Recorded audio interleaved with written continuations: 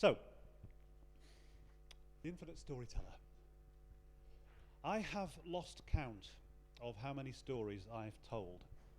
I was trying to work it out last night, and the best I could get to was that in 25 years, I think I've told 20,000 different stories. And I don't feel like I've even scratched the surface. Now, we're told that everyone has a story in them, and I think that's very true. And what I have found is a very lucky thing. I've found a way of telling story after story after story after story, and never running out. So if this interests you, then I'm going to tell you a few things that can help you also become an infinite storyteller. Now, you might be sitting there thinking, why? Why should I bother? I don't want to be a journalist, I don't want to be a writer, I don't want to work in the media. Why should I bother? And the answer to that is that story is hardwired into us. Story is the best way that we've evolved as a species to retain and transmit information. So, if you were to give me a string of facts, 5 minutes later, I'd probably remember 2 or 3 of them. If you weave those facts into a story that hooks my attention, not only am I more likely to remember those facts, but I'm probably going to tell someone else too. So they're transmitted too, retained and transmitted. And that's really important. So whatever you do, whatever you work in, whatever you're passionate about, you need to be able to tell stories, because you need to spread those ideas. You need people to remember, and story will help you do it. So, I'm going to offer you 3 bits of advice on things you should know, and 3 bits of advice on things you can try to do if you want to become an infinite storyteller. And these are bits of advice I wish somebody had given me 25 years ago, so I'm going to share them with you. Now, you might be thinking, well, come on, tell us a story. What's the best story you can tell us about your time in the media, time as a writer? And I could tell you about politicians or celebrities or music, sports stars who I've met. I could tell you a story about a girl band and a giant whoopee cushion. I'll tell you that later. What I'm going to tell you first is a story about technology, including these things. Now, hands up anyone who's actually used a floppy disk. More of you than I thought. Wow. For me, these were life and death, because all my stories, when I started as a journalist, writing for magazines and newspapers, had to be stored on these, and then I had to cycle into Manchester, to an office not far from here, where in return for writing free book reviews for their magazine, they'd let me use their printer, and more importantly, their fax machine. So I could fax my articles down to London. Really important. When I started working in radio, this was what we used. It's 1/4-inch tape. And you record interviews, and then when you came to edit them, you rolled those reels backwards and forwards so the tape moved across the head, listening for the beginning or the end of the word you wanted to edit. You got out a razor blade, and you sliced the tape, and then you pulled it through, listening for the next edit point, sliced again, and then you put the 2 halves back together with a piece of sticky tape, and you stuck it on, and then you listened to the edit you just made and hoped it worked, because if it didn't work, if you'd clipped the word, you had to unpick the sticky tape with the razor blade and slice again and stick again, and sometimes 4 or 5 times till you got the edit right, because I wasn't very good at this. It was a nightmare. When I started in television, my first shooting assignment was with a 3-man crew, and in those days they were always all men. There was a cameraman, sound recordist, and a Sparks, a lighting engineer.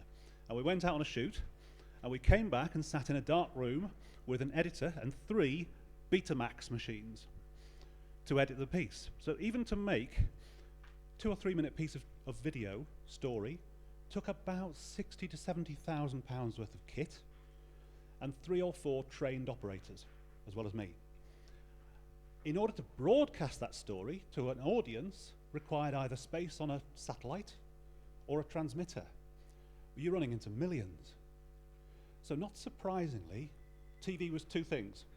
Highly risk averse, don't take risks with that much expense, and highly exclusive. Not many people got to tell stories. I was very lucky I was one of them. Then comes a bit of a revolution within the broadcast industry. Now, don't look at the handsome younger version of me. Look at the camera that I'm carrying. The camera I'm carrying there was about 1/4 of the weight of that one, and about 1/10 of the cost of that one. So for every one camera crew we sent out equipped with this, we could send out 10 video journalists equipped with these. Now what that meant, the economics revolutionized the storytelling because it meant you could take a chance on a story that might not come off if you're using a video journalist. Because if it didn't come off, you had 9 others in the wings. So you could take a chance. You could go out on patrol with armed police. You could go out with the fire and rescue service. You could go and spend a night with the homeless in Blackpool, just in case something happened, which you could never do with the old system because it was just too expensive. So you're thinking, come on, tell us a story of this. Tell us a story of your time doing television news. And I could tell you about, well, I could tell you about learning how to dodge petrol bombs from the Metropolitan Police. The answer is you walk through the flames, don't run away from them. I could tell you about the time I stood about this far away, the guy over there, about that far away from a serial killer, and I watched his face and I watched him shrug as he was sent to prison for life. But I'm not going to tell you those stories. I'm going to tell you a story about technology still, because along then comes this is a revolution within the media industry, but the revolutions keep coming, and now they are mainstream, because the revolution has happened to all of you. Because in your pocket or in your hand right now, you have a powerful multimedia storytelling device. You don't need to own a media company to make media. You don't need to work for a media company to make media. All you need is a smartphone, broadband, and a YouTube account. And you can tell stories that will reach millions, billions of people.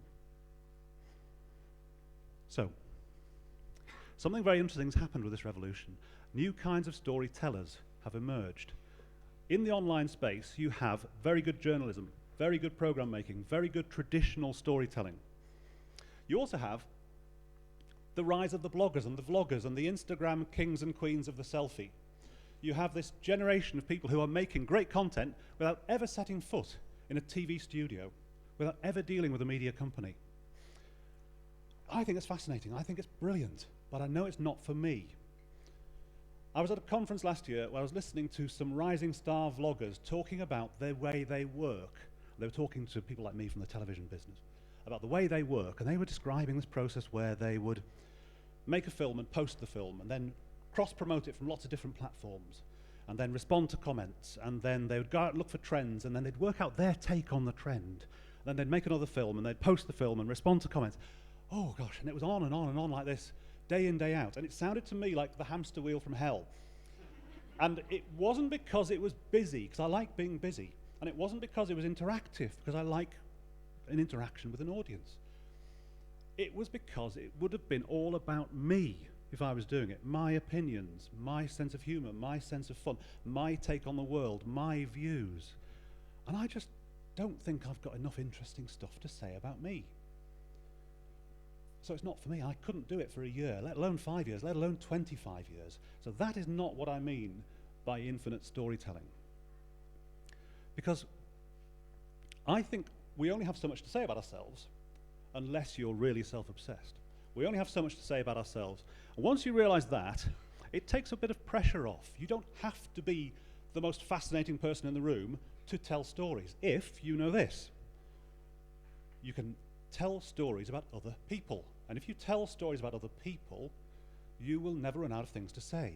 That's the trick of being an infinite storyteller, is tell stories about other people. Other people's stories are the way to get to tell stories again and again and again and to never run out.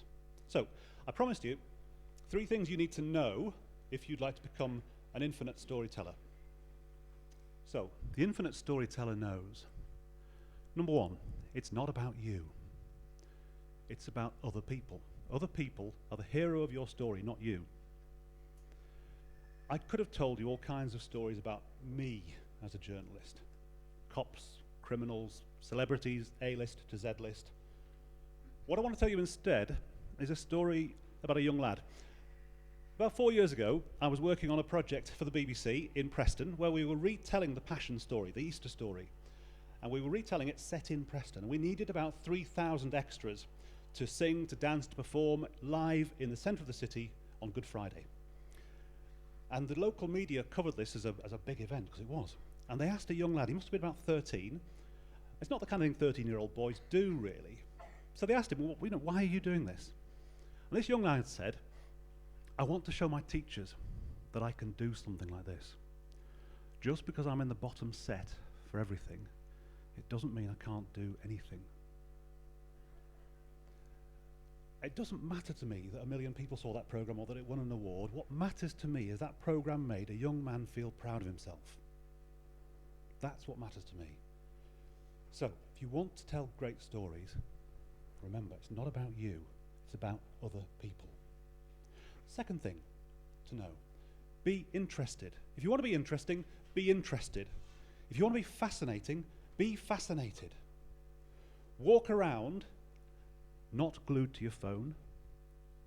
Walk around with your head up, with your eyes open, with your ears open, with your mind open.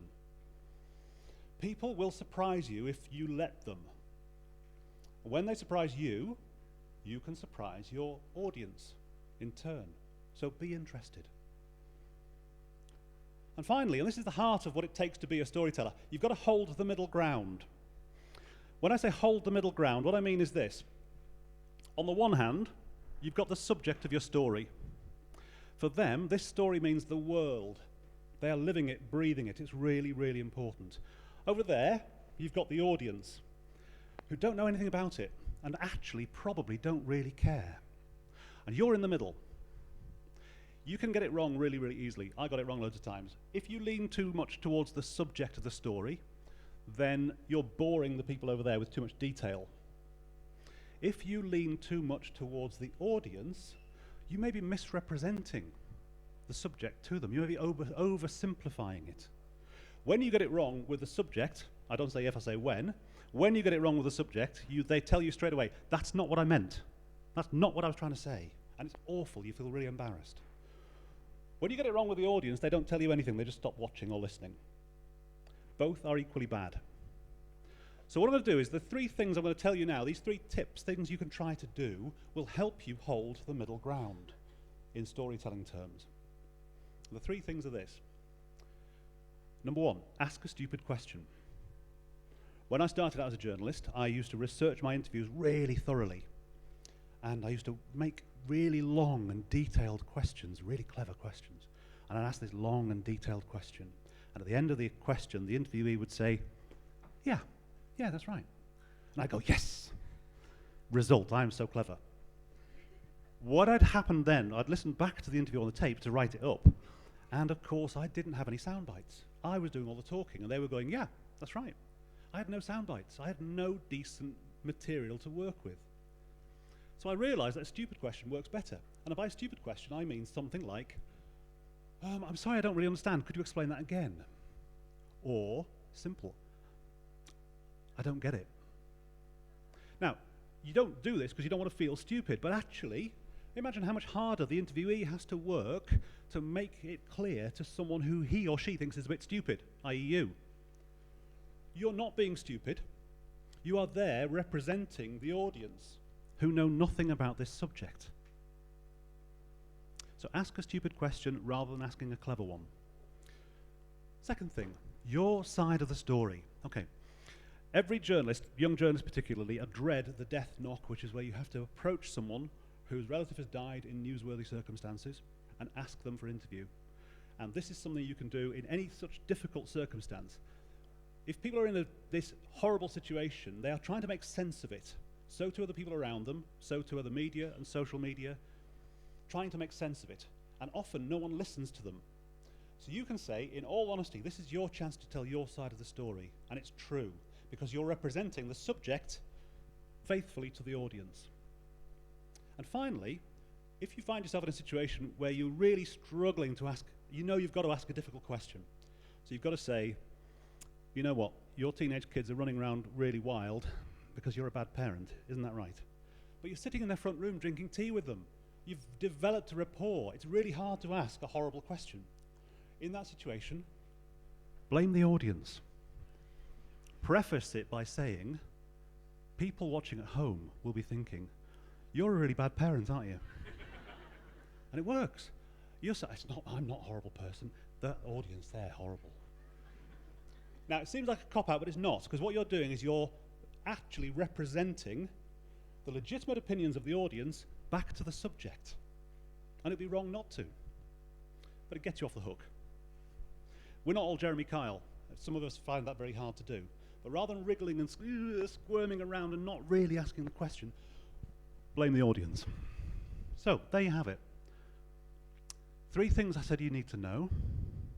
It's not about you. Be interested and hold the middle ground. And 3 things you can try to do to hold that middle ground. 1, ask a stupid question. 2, offer people your chance to tell your side of the story. And 3rd, when you're in trouble with a tricky question, blame the audience. Now, if you are interested in being a storyteller who never runs out of things to say, then I say to you now, take that device in your pocket, make use of that technology, make use of your natural curiosity, and try these things here, and give it a try, because everyone has got a story in them. And if you use technology, curiosity, and this bit of advice, they'll tell it to you, and you can tell it to other people, and you will never, ever run out of things to say and stories to tell. You can be an infinite storyteller. Thank you very much.